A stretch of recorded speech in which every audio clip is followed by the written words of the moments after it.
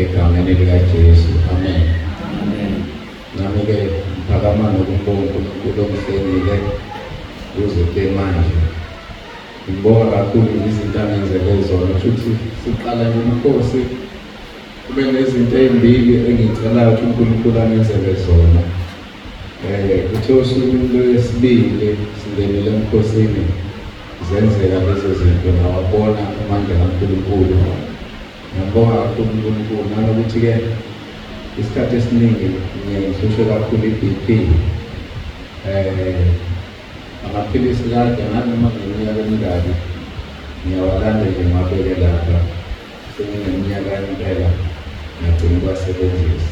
Kodwa kulokhu noma ngeke ngathi ukukhuphuka ngabuye ngathandaza uNkulunkulu wangisela umusa. La isivuke khona umzimba vele unyakaza ushise wonke, amehlo engavumi ukubona. Kodwa ngiyambonga uNkulunkulu ongithwalile kuze manje egameni likaJesu, amen. Ngibonga-ke nokuthi sikhulele umama ngoDisemba, sahamba sayolanda ekhaya ngimfica engakhulumi engenzi lutho. Kodwa siyambona uNkulunkulu uyangenelela empilweni yakhe, simlalelise nomthandazo kababa. uNkulunkulu uyangenelela, uyamsiza impela. Ngiyambonga kakhulu uNkulunkulu ngakho konke angenzele khona.